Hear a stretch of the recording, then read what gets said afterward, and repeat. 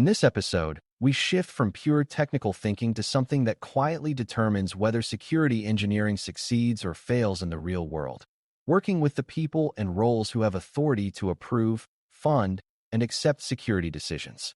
Brand new learners sometimes imagine that security is mostly about choosing the right controls and building good designs. And while that matters, systems still live inside organizations where someone must decide what is allowed, what is required, and what risks are acceptable. Those decision-makers are not obstacles by default, and they are not magical gatekeepers either, because they are part of the system that produces accountability. When security authorities are engaged early and clearly, you get decisions that are traceable and defensible, and you avoid the chaos of last-minute disagreements. When they are ignored or treated as an afterthought, the system often ends up with unclear ownership, inconsistent enforcement, and risk that nobody formally accepted. The goal here is to help you understand who these authorities are, why they matter, and how security engineers work with them to keep decisions clear, documented, and responsible. Before we continue, a quick note. This audio course is a companion to our course companion books. The first book is about the exam and provides detailed information on how to pass it best. The second book is a Kindle-only ebook that contains 1,000 flashcards that can be used on your mobile device or Kindle. Check them both out at cyber.author.me in the Bare Metal Study Guide series. A practical starting point is to define what we mean by organizational security authorities in plain language, because the term can sound vague. These authorities are the roles that have the legitimate power to set security expectations, approve system operation, and allocate resources to meet those expectations. In some organizations, the Chief Information Security Officer, CISO, leads the security program and sets strategy, but they may not be the only authority that matters for a specific system. There may be system owners, risk owners, compliance leaders, privacy officials, or governance boards that review and approve key decisions. The important point is not memorizing job titles, because titles vary, but understanding that authority is tied to accountability. If someone can approve a system to operate, they must also accept responsibility for the risk decision, even if security engineers provide analysis and recommendations. Beginners sometimes assume that the most technical person has the most authority, but authority is usually assigned through governance, not through skill. Learning to navigate that reality is part of security engineering maturity. Accountability is the reason this topic matters so much, and it is worth making the idea feel concrete rather than philosophical. Accountability means that decisions are linked to named roles, clear responsibilities, and documented reasoning, so the organization can explain why it chose a path when questioned later. Without accountability, security becomes a set of informal habits that change with personalities, and that creates gaps and surprises. For example, if a system accepts a known risk to meet schedule constraints, accountability means the risk is documented, the acceptance is approved by the right authority, and conditions are defined for when the risk must be revisited. That prevents the common failure where a temporary exception becomes permanent because nobody remembers it exists. Accountability also supports fairness and consistency because different systems and teams are held to similar standards when they have similar risk profiles. On an exam, when a scenario includes confusion about who approved what, or repeated security issues with no resolution, it often points toward missing accountability and weak governance connections. Security authorities also matter because they shape priorities, and priorities determine what gets built and what gets maintained. A security engineer might identify 10 improvements, but the organization may have resources for 3, and someone must choose which 3 matter most right now. That choice should not be random, and it should not be driven only by the loudest voice, because security is about reducing meaningful risk to mission outcomes. Security authorities help translate risk and engineering needs into organizational commitments, like funding, staffing, and time and delivery schedules. They also help ensure that security requirements are not treated as optional preferences that can be negotiated away without consequence. For beginners, it helps to see this as a partnership rather than a battle, because good security authorities want clear information that supports decisions, and good security engineers provide that clarity. When you present information in a way that connects to mission, evidence, and trade-offs, you make it easier for authorities to act responsibly. This is how security engineering becomes part of normal organizational decision-making. To work effectively with security authorities, you need to understand the difference between making a recommendation and making a decision. A security engineer often recommends a control, an architectural approach, or an assurance activity based on analysis of risk and system context.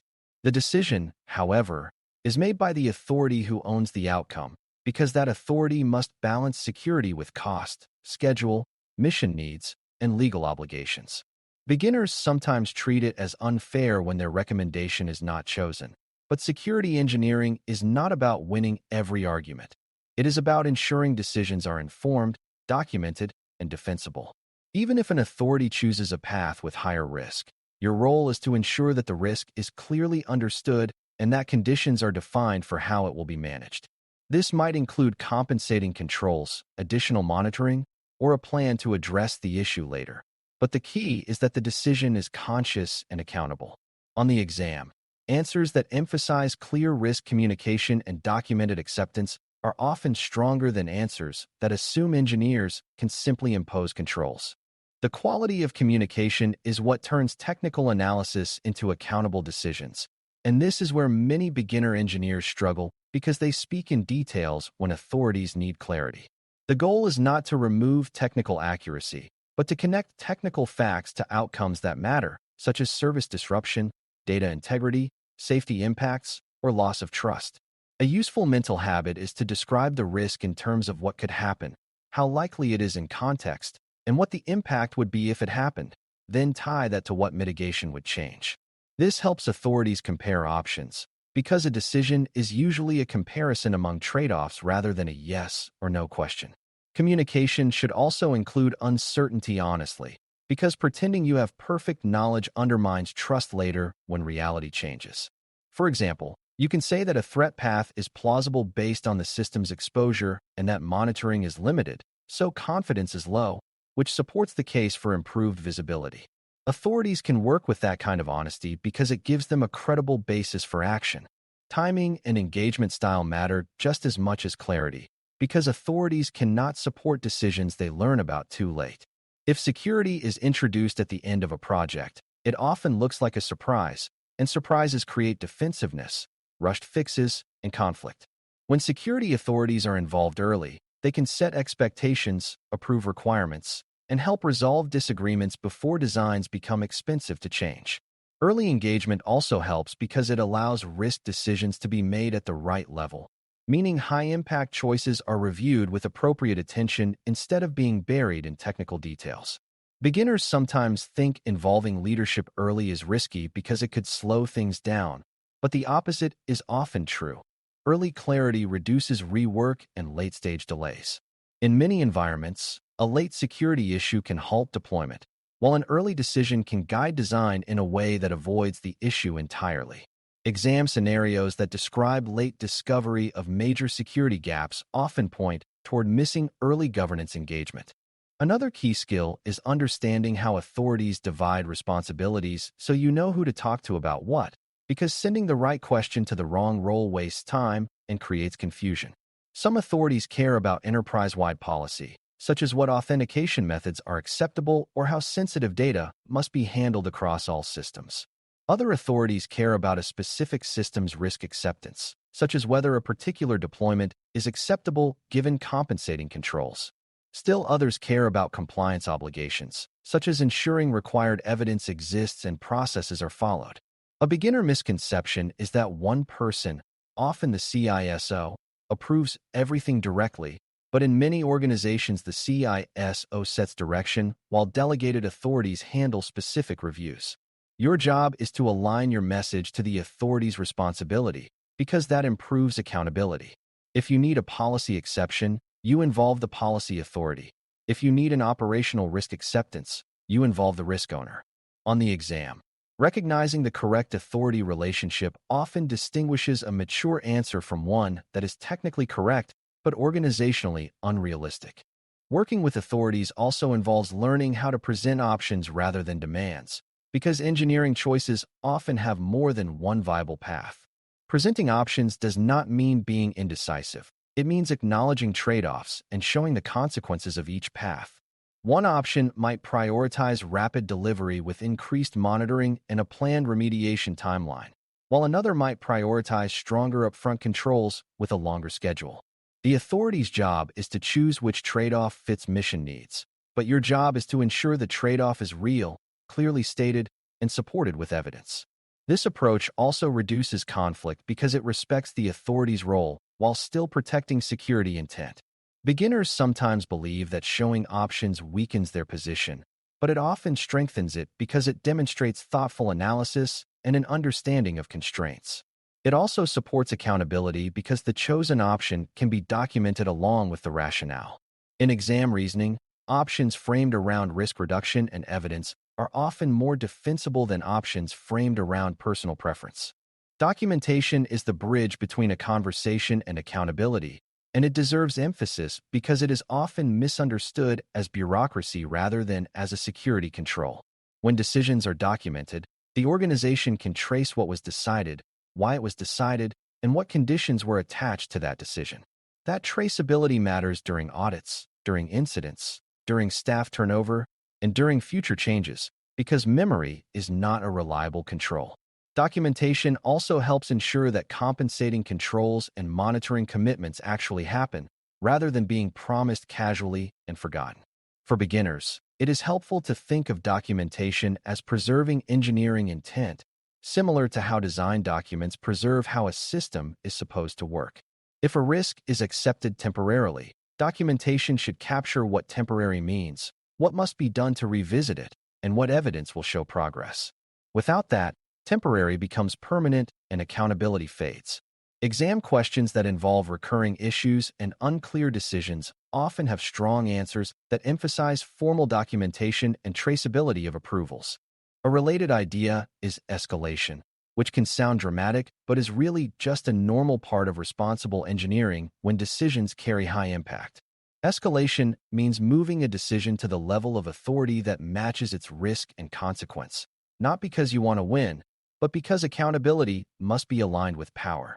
If a design choice could affect many systems, involve large financial risk, or create serious safety or privacy consequences, it should not be decided informally by a single team.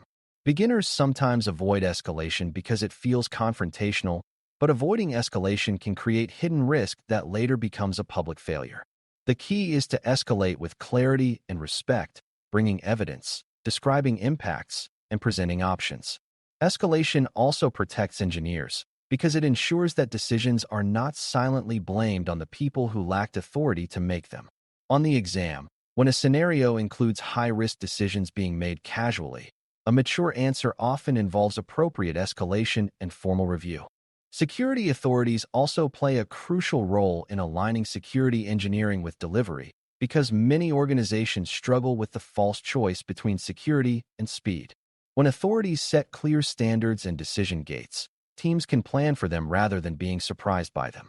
When authorities provide consistent risk acceptance criteria, teams can design systems that meet expectations without guessing. This consistency also reduces the temptation to treat security as an emergency at the end, which usually harms delivery more than steady integration does. For beginners, it helps to see that security authorities are not merely reviewers. They can be enablers when they create clear, predictable processes. A well-run governance process does not exist to slow work. It exists to prevent the organization from unknowingly deploying unacceptable risk. In exam scenarios that describe chaotic approvals, inconsistent enforcement, or security being bypassed to meet deadlines, the best thinking often involves improving governance engagement so delivery and security move together rather than colliding late. Another important connection is that authorities influence culture, and culture influences whether security practices are followed consistently. If leadership treats security as optional, teams will treat it as optional, and you will see workarounds, delayed remediation, and weak documentation. If leadership treats security as a shared responsibility with clear accountability, teams are more likely to build security into their normal processes. Culture is not a vague feeling. It is reflected in behaviors like whether people report issues early, whether teams ask for guidance before taking risky shortcuts, and whether exceptions are rare and documented rather than routine and informal. Security engineers contribute to culture by being credible, consistent, and focused on solutions rather than blame, and authorities contribute by rewarding disciplined behavior and enforcing standards fairly. On the exam, scenarios about repeated failures, ignored controls, and lack of follow-through often point toward cultural and governance weaknesses that require authority engagement, not just technical changes. Understanding this helps you choose answers that address root causes, not just symptoms. As you develop skill in working with security authorities, you also learn to anticipate the questions they will ask, because those questions reflect what accountability requires. Authorities often want to know what problem you are solving, what could happen if you do nothing, what the proposed change costs, how it affects mission delivery, and what evidence will show it worked. They may also ask what alternatives were considered and why they were rejected, because accountability includes showing that the decision was not arbitrary. Preparing for these questions improves your own thinking, because it forces you to clarify your assumptions and focus on outcomes. Beginners sometimes interpret these questions as resistance, but they are often signs of responsible governance. When you can answer them clearly, you build trust, and trust makes future decisions smoother. Exam scenarios that involve approvals and governance often reward answers that show this kind of preparation and evidence-based reasoning. Bringing all of this together, it helps to see that working with organizational security authorities is not a separate activity from security engineering, because it directly affects whether security requirements, controls, and assurance practices survive real-world constraints. Authorities provide the legitimacy and accountability that turn technical recommendations into organizational commitments. Security engineers provide the analysis, options, and evidence planning that make those commitments defensible and sustainable. When this relationship works well, risk decisions are clear, exceptions are controlled, and security becomes integrated into delivery rather than bolted on at the end. When it works poorly, decisions become informal, ownership becomes unclear, and systems drift into insecure states without anyone deliberately choosing that outcome. The exam expects you to understand this connection because security engineering is as much about disciplined decision-making as it is about technical mechanisms. If you can read a scenario, identify where authority and accountability are missing, and propose engagement, documentation, and escalation that align decisions with the right roles, you will be thinking like someone who can drive secure outcomes in a real organization. Thanks for listening. For more audio courses, daily newsletters, and more, please visit baremetalcyber.com.